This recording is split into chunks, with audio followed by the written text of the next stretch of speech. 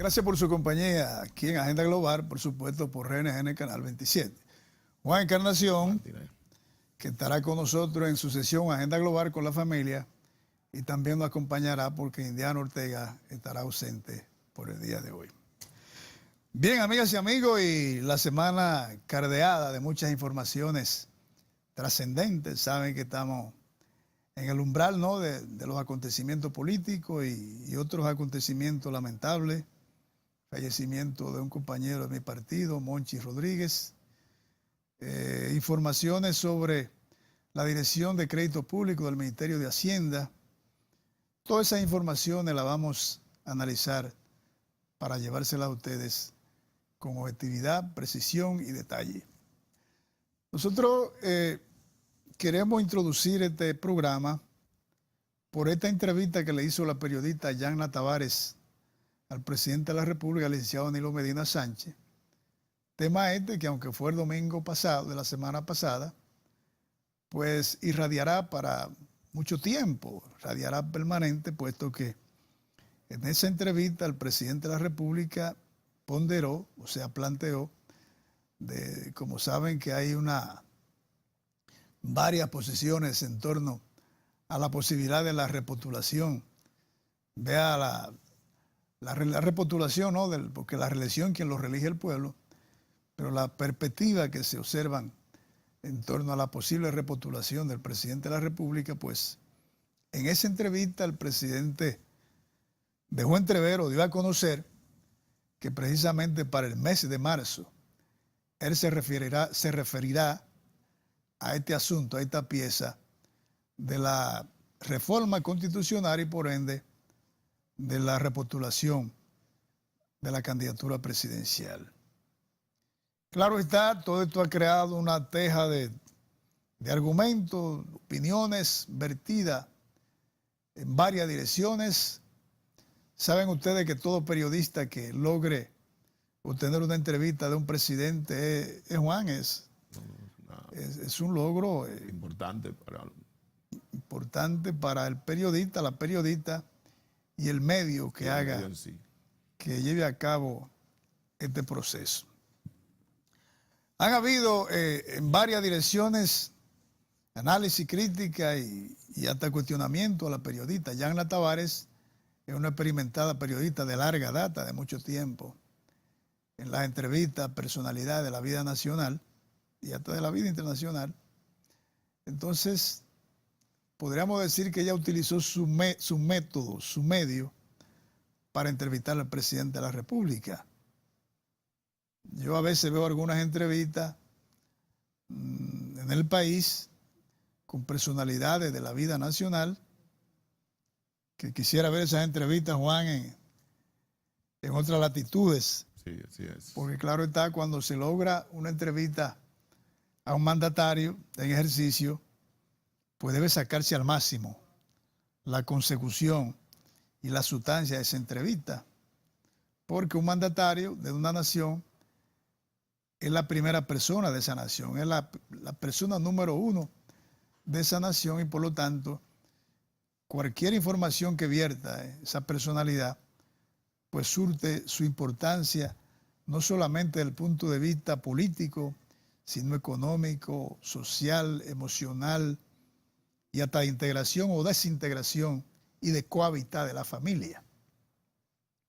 Entonces, nada. Podríamos decir que la colega Yanna hizo una entrevista de su propia manera, a su propio ver. No hizo una entrevista con la estética, con la, ¿cómo le diría? Con la escudriñación de que en qué consiste una entrevista a una personalidad de esta. De todas maneras, la entrevista fue sumamente importante, ya que el presidente de la República, creo que es la primera entrevista que da, Juan, ¿verdad? Sí, es la primera entrevista que da desde poder. Desde su ejercicio. Claro, del ejercicio del poder. Y nada.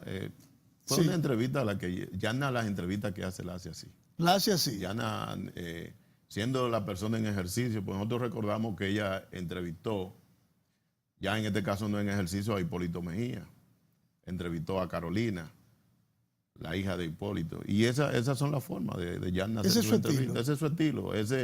Yo particularmente no esperé nada nuevo, porque Yanna hacía que entrevista. O sea, Yanna no es Nuria, ni Alicia Ortega. O sea, Yanna se ha ido por una línea de programa familiar. Yanna no es incisiva, Yanna no quiere sacar informaciones que resalten, porque ella misma en sí representa una personalidad importante de los medios por su misma trayectoria. O sea que no fue en sí, Yanna no hace entrevista en sí, Yanna lo que hace es conversatorio con la persona que ella invita. No, Yanna cuando estaba con Milady, él hacía una entrevista formidable hoy mismo. Bueno, ¿no? pero que en el caso de Milady, Sí. recuerde que ella ahí ya tenía una segunda participación. Y ese era un programa en la mañana, era un programa de otro tipo. Este es un programa que lo produce Yanna. Y esa ha sido la línea que ella ha usado durante todo el tiempo. Bueno, O sea, y además, la pregunta que la gente esperaba, ella se la hizo. la Quizá reelección. sobre la reelección, que era la pregunta. Después, sobre el aspecto de que la gente esperara que le preguntara sobre Odebrecht, que le preguntara sobre Punta Catalina. No, porque Bueno, eso es demasiado largo. Eso era muy largo. No y iba a dar además, el tiempo. presidente No, le el presidente no puede hablar de eso porque la no, justicia... él le dio un poco de lado, o sea, evitó de que esa pregunta llegara porque el presidente de la República le dijo que aquí había separación de los poderes, que él no había nombrado ningún fiscal. Exacto. Yo no he nombrado ni un solo fiscal. O sea, yo no he hecho eso. El que comete su hecho, bueno, que la justicia proceda. Eso fue lo que dijo. O sea, porque sí se le insinuó sobre la corrupción y eso, y él dijo que había hecho un gobierno apegado a la ética y a la moral. Bueno, valoramos positiva la entrevista al presidente de la República. Vamos a ver si nos da otras entrevistas, aunque de parte de algunos dirigentes del PLD, como en este caso Franklin Almeida, planteó que en el comité político no existe ese acuerdo, ¿no?, de hablar de la modificación y de la reelección de la presidencia, de la reelección presidencial. Ya eso son cuestiones de índole política. Nada, reiteramos que valoramos la entrevista. Lo que a veces, sí, mártires, uno se pregunta, ¿por qué en los medios se insiste con este asunto? de la reelección. Eso es lo que porque la gente siempre espera una respuesta del presidente. Pero aquí hay una constitución de la República. ¿Por qué que se obvia tanto la constitución de la República? ¿Por qué todo depende de una decisión del presidente de turno? Este pueblo ha sido consecutivo con eso. Desde el 1966 que se modificó la constitución que Juan Bosch había hecho en el 62, que se modificó la constitución y la reelección quedó a expensas de lo que el presidente decidiera. En el Y 66, ahí para acá ese tema no se ha tema. callado. Siempre ha sido lo mismo, siempre ha sido lo mismo. En el gobierno de Leonel Fernández, sobre todo en el último gobierno, Leonel Fernández modificó, hubo una gran constituyente. Sí, Y coincidió ya porque la constitución había sido modificada por Hipólito Mejía. sí. O sea, Leonel Fernández no modificó la constitución para reelegirse a sí mismo, pero el aspecto de la reelección quedó en beneficio de él. Cuando la modificó Hipólito, Claro, cuando la modificó Hipólito le dio la oportunidad a Leonel de reelegirse. cuando llega el 2004, está hasta el 2012. Sí. Bueno, es como tú dices, hemos sido un país subdesarrollado en ese aspecto, porque ¿a qué periodista se le ocurriría presentarle a Barack Obama una reelección presidencial? O que si va a aspirar a ser presidente de nuevo. Después de Porque dos eso está periodos. establecido, ya él cumplió y punto. Nosotros somos de opinión que el presidente Danilo no se embarcará en ese trayecto, en esa travesía, porque ya en esta etapa contemporánea, no, sería como medio, yo lo veo eso muy... Además hay cuesta unos arriba. alegatos también en los medios que dice que si el presidente dice que no va, que se quedaría solo. Digo, Oye, pero- sí, eso es cultural aquí, Juan. Bueno, pero hay un momento que él va a salir. Sí, O sea, un presidente Verdad, no va a tener miedo de quedarse solo. O sea, sí. yo eso a veces no lo entiendo, porque los grandes hombres, y yo considero que Danilo Medina es uno de los grandes hombres de este país por la trayectoria que ha tenido. Además, alcanzar la presidencia de un país como este ya tiene mérito de sobra. No tienen temor a eso. O de quedarse solo. Y él mismo resaltó ahí que en el 2008 él se fue para su casa y duró 3 años sin ni siquiera dar una entrevista. Y dice que él se sentía bien en su casa y que recibía a los compañeros y hablaba. Y él duró 3 años y así fue. Ni siquiera a ningún medio iba. O sea, y Danilo Medina fue presidente de la Cámara de Diputados, fue secretario de la presidencia, bueno, y se fue 3 años solo para su casa. O sea, y en algún momento él va a salir. Y yo entiendo que según la Constitución de la República, Danilo Medina debe de entregar en el 20, porque eso está establecido en la Constitución de la República. Y nada más. O sea, la Constitución se modificó para darle la oportunidad a él que se religiera y ya se religió. Entonces, yo creo que también eso debe de salir de los medios. O sea, que si usted se reelige, ¿cómo que si usted se reelige? El presidente no puede reelegirse. Sí, porque las leyes están para eso. Porque las leyes están establecidas, el presidente no puede reelegirse. O sea, la Constitución de la República no puede depender del presidente de turno. ¿Por qué y entonces? No somos país. No somos país, no nos hemos instituido, a pesar de que ahora, con esta nueva ley de partido. No, pero la ley de partido no tipifica nada de eso. Bueno, pero la ley de partido deja en el aire, por ejemplo, que los partidos decidan cómo hacer su convención. Sí, pero sobre su proceso, Juan. No como de que los partidos tomen iniciativa de modificar la Constitución, porque es la Constitución. No, oye a lo que yo me refiero. Sí. Sobre su proceso. Pero una ley no puede decir que la cúpula decidan cómo. Porque eso no es una ley en sí. Es como medio contraproducente. Pero claro que sí, porque para eso habría que modificar el artículo 216 de la Constitución.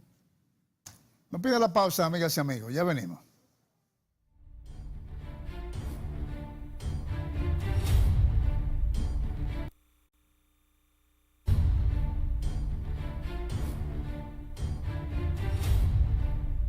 Sí, como le habíamos dicho, amigas y amigos, una semana cargada de acontecimientos políticos aquí en la República Dominicana.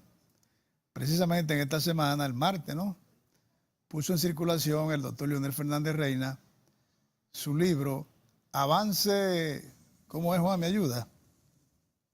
Está aquí. Recoge varios aspectos sobre el órgano oficial del partido, sobre los órganos oficiales del partido, la revista Teoría y Acción y Vanguardia del Pueblo. Avance, no, Año de Avance. Esos son escritos de la revista política del PLD, Teoría y Acción. Saben ustedes que el doctor Leonel Fernández Reina, a su llegada al PLD, estuvimos allí, y donde él hizo muchas precisiones, y hizo de manera cronológica todo lo que fue esa travesía de su llegada, de lo que tenía que hacer. Fue un atractivo sumamente importante para este órgano de difusión, como era, ya está en receso la revista, aún Vanguardia del Pueblo sí está vigente de manera digital. Entonces fue un atractivo sumamente importante para el PLD el que llegara Leonel Fernández, que ya manejaba el inglés. Saben ustedes que estos fueron métodos. El inglés y el francés. El inglés y el francés. Pero me imagino que manejaba con un poquito más de 13 el inglés. Claro, porque claro. Había vivido en los Estados Unidos y estudió el bachillerato allá, ¿no?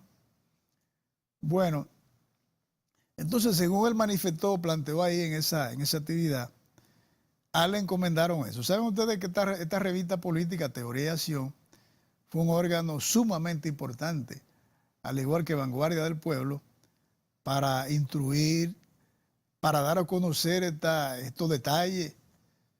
Saben ustedes que la Guerra Fría fue uno de los acontecimientos más rígido de esta dos potencias, Estados Unidos y la antigua Unión Soviética, actualmente Rusia.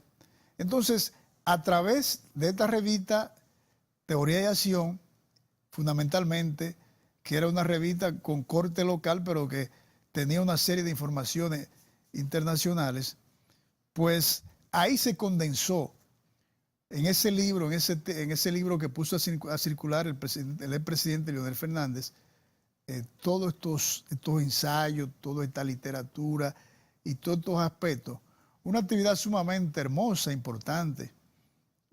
La presencia de la militancia, fundamentalmente de los miembros del Comité Central y de la dirigencia media del partido, No vi mucha presencia, Juan, allí de la dirección del comité político.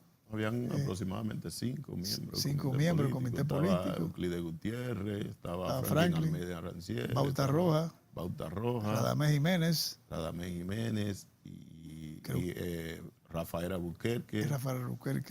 Creo que eran esos Sí, nada más. ellos sí. Del Bueno. comité central había muchos. Sí, había una buena participación del comité central. Sí. Estando allí en la actividad, me hice la pregunta, dije, caray, todo lo que olfatee o huela a estos dos órganos literarios de difusión de las ideas del gran maestro Juan Bosch, se le debe hacer como una especie de reparo y de reconocimiento permanente. Correcto. Porque estos fueron dos órganos de difusión de esas ideas y de esas instrucciones para que esta obra, el PLD, aún en todo, no ha pasado gran cosa en el PLD, porque en el PLD han existido algunos vestigios muy leves y no creo que se llegue a consecuencias mayores. El PLD, a su larga conformación y a su prolongado ejercicio en el poder, todavía no ha habido fisura en el PLD. Parte de la entrevista del presidente decía que en el PLD, a fin de cuentas, el candidato se va a escoger y que los demás se van a sumar y que algunos harán bembita un tiempo, pero que después se integrarán. Ah, dijo bembita, yo no escuché eso. Sí, algo así. Sí. Dijo como que siempre se quedaba algún requemor, pero que a fin de cuentas se sumaban. Sí, dijo. De manera que ese aspecto que ustedes tenemos culturalmente una situación política en el país en cuanto a lo que han sido la división, la intriga, la persecución y toda esa cosa.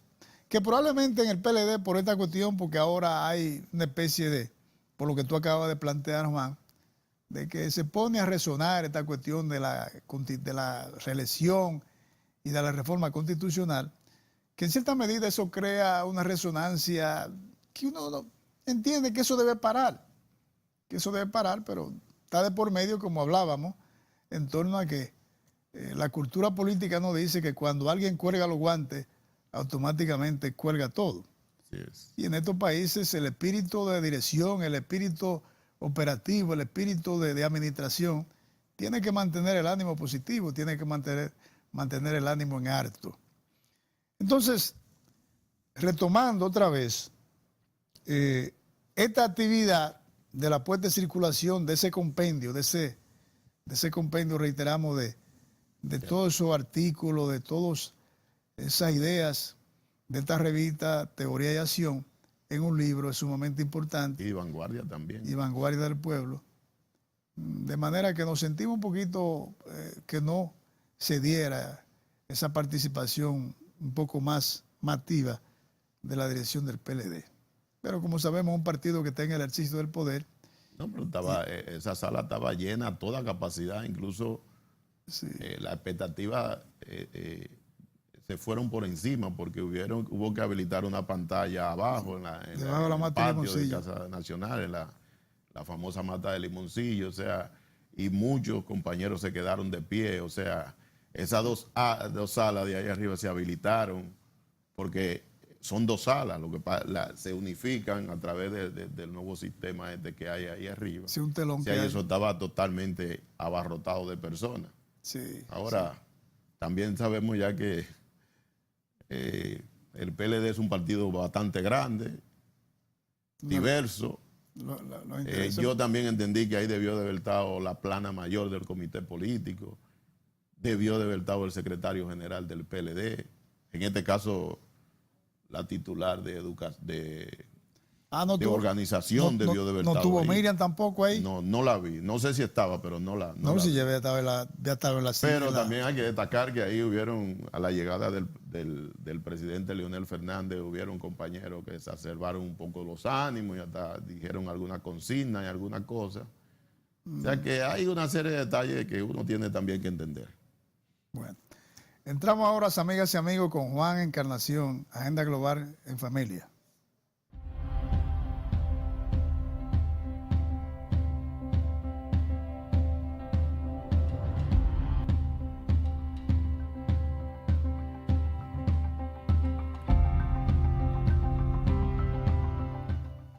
Padre nuestro que estás en el cielo, santificado sea tu nombre, y que venga hacia nosotros tu reino, y que se haga tu voluntad en la tierra como en el cielo. Y danos hoy nuestro pan de cada día, y perdona nuestras ofensas, como también nosotros perdonamos a los que nos ofenden. Y no nos deje caer en tentación, y líbranos del mal. Esta frase, yo sé que ustedes la han escuchado cientos o miles y miles de veces. Ahora, nosotros nos hemos detenido a analizar frase por frase de lo que dice el Padre Nuestro. Nosotros quizá a la hora de acostarnos o a la hora de levantarnos, quizá decimos el Padre Nuestro, o como se dice popularmente, rezamos el Padre Nuestro. Rezamos porque repetimos esta frase. Ahora, nosotros hemos analizado parte por parte lo que quiere decir el Padre Nuestro. A Jesús le preguntaban, ¿por qué tú no nos enseñas a orar? Orar es hablar con Dios. Orar es hablar con Dios. Ahora el Padre Nuestro, nosotros debemos de aplicarlo para nuestra vida y para nuestra familia. Y que en el centro de nuestra familia esté presente todo y cada uno de estas frases que decimos al Padre del cielo. Muchas gracias, familia dominicana, y que Dios les bendiga.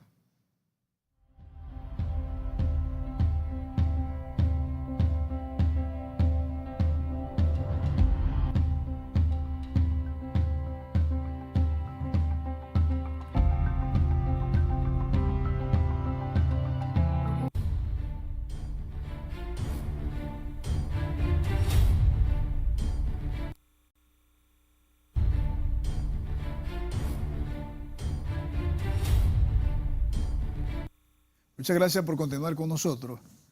Caramba, y como le decíamos al principio, falleció el compañero Monchi Rodríguez. Estuvo en la actividad de este martes en la Casa Nacional del PLD, en la puesta en circulación del libro que le hemos mencionado, y partió a su ciudad natal, a Santiago de los Caballeros, y la información que tenemos es que en la madrugada él se sintió mal, se sintió con un dolor fuerte en el pecho, y él mismo encendió su vehículo y llegó hasta el Hospital Home, pero cuando llegó allí ya realmente llegó en condiciones prácticamente agonizantes, él mismo conduciendo su vehículo. Nosotros sabemos que esa actividad de aquí de la ciudad, en la capital, en la casa del PLD, terminó algo así como a las 10 de la noche, ¿no? Aproximadamente. Sí. Entonces, que saliera a Santiago llegaría ya a las 12 de la noche. 2 horas más o menos, son 2 horas. 150 kilómetros. Sí. Realmente el hombre público en estos pueblos como que se arriesga mucho. Sí, yo tuve mártires. Sí, se arriesga mucho. Analizando cómo una persona puede trabajar, puede comprometerse con tantas cosas y tantos proyectos y hacer tantas cosas a la vez. Y relacionando un poco esto, a veces uno hasta tiene que pedir, ¿verdad?, para que el Señor le dé fortaleza a esos hombres que están al frente de instituciones, a esos dirigentes políticos, dirigentes religiosos, porque a veces es mucha la carga que asumen. Por ejemplo, el presidente decía en esa entrevista que él llega de 8:20 a 8:25, 8:30 al Palacio y sale después de las 8 de la noche todos los días, de lunes a sábado. Y que en ese interín también tiene la visita sorpresa. Y la misma entrevistadora decía, ¿tanto, presidente? Dice, sí. Y otra cosa. ¿Y qué usted hace en su tiempo libre? No, yo llego a mi casa y me pongo a ver una serie de televisión, que sí, eso es lo que hago en mi ligero tiempo libre. O sea, es mucho trabajo. En los Estados Unidos los presidentes tienen una casa de campo que se van. Sí. Aquí no hay receso. No, y él mismo dice que él no ha tomado un solo día de descanso a partir de que empezó a dirigir los destinos del país.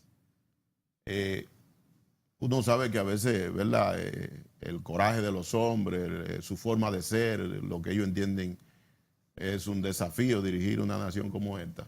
Y otras naciones Pero también. es una nación pequeña. Sí, pero Lo que pasa es que aquí no se delega, pero Juan. la gente se carga mucho, Mártir. Sí. Porque, por ejemplo, un hombre como Monchi Rodríguez debió de haber tenido a alguien que le ayudara en ese guía. No, pero él, no, claro, él tiene su chofer para llegar allá. Lo que pasa es que cuando llegan allá a la casa, el chofer tiene que irse a su casa.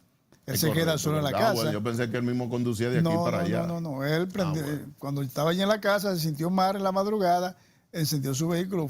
Pero de todas maneras, un hombre que trabaja, el director, él era director de pasaporte, de la Dirección General de Pasaporte. Era un hombre joven. Claro, era presidente municipal de Santiago. Entonces, reiteramos que los hombres públicos aquí se recargan mucho. Sí, se recarga mucho, porque por esa cuestión de recargarse, y no es que estemos realmente atribuyendo, porque tras este tipo de cosas tan dramáticas, tan tristes, sobre todo el compañero Monchi, un hombre joven, con muchas aspiraciones, fue aspirante alcalde de Santiago, que yo siempre valoro. Fue director de los comedores económicos. En el área organizativa del PLD también ha estado. O sea, un hombre con mucho vigor de trabajo. Pero caray, que se nos vaya así tan a de tiempo, con un hombre, Monchi tenía que ser prácticamente la edad de uno, qué sé yo, 50 y pico de años. 50 y tantos años. Y entonces que dijo ahí en una comparecencia a Héctor Olivo que él era un hipertenso, pero que no era una hipertensión crónica, crítica. El estrés realmente está combatiendo la salud, la emoción y la estabilidad de los seres humanos. Nosotros aquí hacemos esto, retomamos estas esquinitas, estos pequeños detalles de las cosas, porque la información y estos medios tienen que servir para dar la información, pero también sugerir cosas. Y claro está, todos vamos para ese sitio final, pero es como le digo, es como le decimos, a veces nos recargamos demasiado y los proyectos que tenemos, que sabemos que son proyectos en pro de la ciudadanía, de la sociedad, del país, tenemos que llevarlo un poquito más detenido, porque cuando nos vamos, se queda todo. Así es. Se queda todo. Pues esa situación. Paz a tu reto, amigo Monchi. Nuestra condolencia para la familia, que sé que está muy acongojada, muy dolida, porque ¿cómo iba la familia a esperar cosas igual como esta? Así es. Que sucediera de esa manera. Un hombre activo, trabajando, participando en actividades y que de repente le venga... Toda la familia PLDista y sobre todo Santiago. Santiago, sí. La provincia de Santiago debe estar muy sentida con esta partida. partida. Con esta partida del compañero Monchi Rodríguez. Bien, nuestra reiteración nuestra condolencia para la familia del compañero. Bien, amigas y amigos, por otra parte, la Junta Central Electoral le dio un jeque mate a los partidos políticos. Le dio como tiempo, 2 meses y medio, 75 días son 2 meses y medio para que cojan su método. Y entonces el método, ustedes saben que tras la aprobación de la ley electoral, de la ley de partido político, no sé qué pasa con la ley electoral ahora. Parece que no va a tener ningún significado la ley electoral porque... No, en hecho, ese reglamento va a implicar una ley electoral. El reglamento, pero ese reglamento lo hicieron volando también. ¿En cuántos días se hizo ese reglamento? No sé. Porque hay que hacerlo ahora. El reglamento de la ley de partido, sí. Eso es lo que ellos están reclamando. No, pero es un reglamento que ya tiene la Junta Central Electoral de la ley de partido. ¿Y quién hizo ese reglamento? Yo no sé. Ellos dicen que según su reglamento, los partidos políticos tienen 75 días para que presenten ante la Junta Central Electoral las modalidades que van a utilizar para las elecciones. Bueno, pero ese reglamento no se ha dado a conocer. No se ha dado a conocer. Bueno, esta ley, sobre todo en el aspecto de la primaria, que es la columna vertebral de la ley. La primaria, sí. La primaria de los partidos. Hay muchas cosas por aclarar ahí o porque la gente conozca. Porque según expresiones de muchos diputados disidentes con esa ley y de muchas personalidades también, por ejemplo, la opinión de Rafael Abruquer, que fue vicepresidente de la República. Pero y si no, que Juan, si no se ha presentado ningún recurso, ya eso se va a quedar así. Bueno, recuerde que presentarse un recurso también eso va a basarse en la decisión política del líder. Melanio fue que lo escuché diciendo que iba a presentar un recurso ante el Tribunal Constitucional. Melanio yo también le escuché hablando que iba a presentar un recurso. Pero eso se ha apagado un poco. Él dijo como que le dieran, bueno, debe presentarlo antes. Del más tardar el viernes debe presentar recursos según los días que él dijo que se iba a tomar. El viernes, más tardar el lunes, debe presentar su recurso ante el Tribunal Constitucional. Ahora, yo diría que eso sería perder un poco de tiempo, presentar un recurso. Sí, no, porque eso está consumado. Y la mayoría a nivel de partido en el Congreso y en toda parte ya están de acuerdo con esa ley. Lo que uno va a ensayar y ver, cuáles van a ser las modalidades de todos los partidos, de estos 4 partidos. En la entrevista que se le hizo al presidente, el presidente cometió un yerro, a mi entender. Porque él dijo que las primarias abiertas era lo más democrático. Era lo que entendía, a su entender, la primaria más democrática. Y que él estaba de acuerdo que fuera así. Pero que la ley no dice eso. Sí. La ley lo que dice es que la cúpula de los partidos deben decidir la modalidad. O sea que al entender de él, las primarias van a ser abiertas. Él quiere que entonces la cúpula del partido asuma. Él asumió como que se va a hacer como él diga. No, pero Juan, tú sabes que la procedencia, ¿cómo te diría? El nacimiento de esa ley fue por una posición del presidente de la República. Bueno, pero él está cometiendo un yerro porque es que la ley no dice que son abiertas. No. La ley, por eso digo que cometió un yerro. La ley lo que dice es que la primaria va a ser como la decidan la cúpula de los partidos. ¿O la cúpula del PLD lo decidió, Mártires? No. A menos que sí. Bueno, sabemos que Danilo tiene porque mayoría. En el PRM hay un acuerdo ya previo. Sí, ahí van a ser. Ahí hay un acuerdo previo. Van a ser cerradas. Ahí van a ser cerradas. Sí. Que eso es otro aspecto que yo no sé cómo la Junta va a manejar esto, porque la única primaria abierta que puede haber son las del PLD. Primero, porque los otros partidos no están en capacidad de ser primaria abierta. El Partido Reformista ni PRD. No, pues el Partido Reformista tiene un aspecto en litigio que va a depender del Tribunal Constitucional a cuál de los dos grupos den la facción.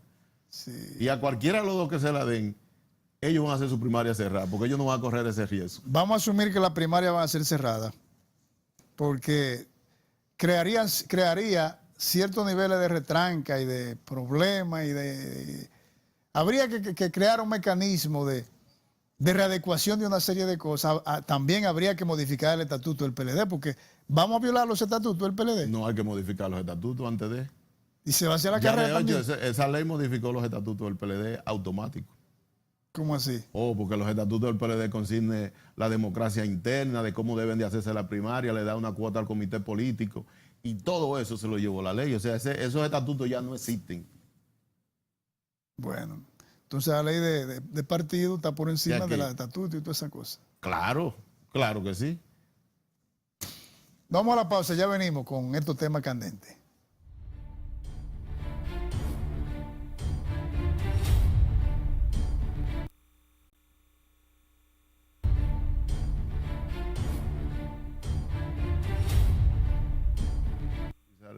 Gracias por continuar con nosotros. Vamos a darle 2 minutos más a la ley de partido político, porque Juan dice que algunas cosas faltan. Por ejemplo, en esa ley no consigne cómo se van a distribuir los fondos para esa primaria. Porque el proyecto, el presupuesto que presentó la Junta Central Electoral se basaba a una primaria abierta general. Y ya de hecho no son una primaria abierta general. Donde los partidos políticos con sus recursos aquí lo van a hacer. No, ellos tenían un presupuesto que rondaba los 500 y pico de millones de dólares. ¿De dólares o de pesos? De dólares. ¿Cómo de dólares? De dólares. La Junta Central Electoral presentó el proyecto incluso de 5.000 millones y pico de pesos, que son aproximadamente eso. 5.000 millones. 5.000 millones. Sí, pero de pesos. De pesos. Pero esos son 500 millones de dólares. No. 500 millones de dólares son 20.000 millones de pesos. Ah, bueno, pues Sí. yo soy el que estoy equivocado. Sí, son 500 millones de Bueno, pesos. pero hay un aspecto Sí. de la ley que ahora no se va a definir. Por ejemplo, el PRM va a hacer su primaria cerrada porque tiene un acuerdo previo, ¿verdad? Y ahí no hay, ahí ellos van a hacer su primaria cerrada. Sí. Imaginémonos, por ejemplo, que la primaria del PLD fuesen abierta. ¿Cómo se van a distribuir los fondos? Sí, porque se planteaba eso, que los recursos que la Junta le asigna a cada partido, una parte de esos recursos iban a ser para que la Junta Central Electoral... Eso no está definido en la Eso ley. no está definido. No creo que tengamos un Se arroz presentó un presupuesto para las primarias abiertas, generales, general y simultánea. Exacto.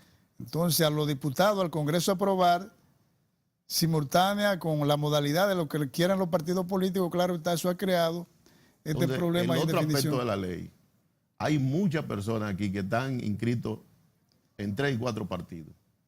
No, dice que al momento de la persona ir y sufragar por un partido determinado, ya queda inscrito en ese. Y la otra inscripción se elimina, se borra. Eso ¿Cómo no, inscritos en ese? Pero eso es lo que son abiertos. Eso es Pero lo en que los son cerrados no pueden hacer eso. Está bien complejo esto, ¿verdad? Pero claro, eso es las primarias abiertas, que es así. Sí, sí. Pero el que tiene su primaria cerrada, como la van a hacer la mayoría de los partidos. O sea, como el PRM Por va a hacer ejemplo, su primaria ese cerrada. partidito, o ese partido, para no llamar, de Minú, va a hacer una primaria abierta para correr riesgo de eso ella la candidata de ese partido. No. Guillermo Moreno va a hacer una primaria abierta. Ninguna de esas gente va a hacer primaria abierta, mártires. Además no Van a tiene, hacer una primaria, además tienen un padrón cómodo. y no tiene la logística para hacer Ni eso. tampoco tienen la logística. Sí. Primaria abierta quizás haga un partido. Por las expresiones del presidente. Y como fue una ley que fue promulgada, bueno, yo creo que a las 9 de la mañana ya esa ley del lunes estaba promulgada. Sí, pero una primaria abierta en el PLD eso puede crear problemas también. Bueno. No. Bueno, nos quedamos en los partidos políticos. Miren, la directora general de Crédito Público del Ministerio de Hacienda ha planteado que se han disminuido los costos de financiamiento del país por el hecho de que la banca local se ha desarrollado en términos de financiamiento. O sea, ella nos está diciendo que el gobierno en el sector público, por la fortaleza de la banca local, de la banca nacional, puede recurrir al endeudamiento interno, que no tiene que recurrir al endeudamiento en dólares. Y por eso dice ella que la disminución de los costos de estos financiamientos ha permitido la sostenibilidad de la economía dominicana. Ha permitido que no tengamos niveles de endeudamiento superior al 50% del Producto Bruto Interno. Yo soy de opinión que las deudas son deudas, aunque sean en pesos, aunque sean en níquel o que sean lo que sea. Y que los gobiernos, fundamentalmente estos países donde tenemos una dependencia de las otras naciones demasiado extrema, porque no hay forma que la producción nacional a grandes escalas pueda adquirir o experimentar desarrollos importantes. Entonces, la sostenibilidad de la economía no es porque se reduzcan los costos de los endeudamientos.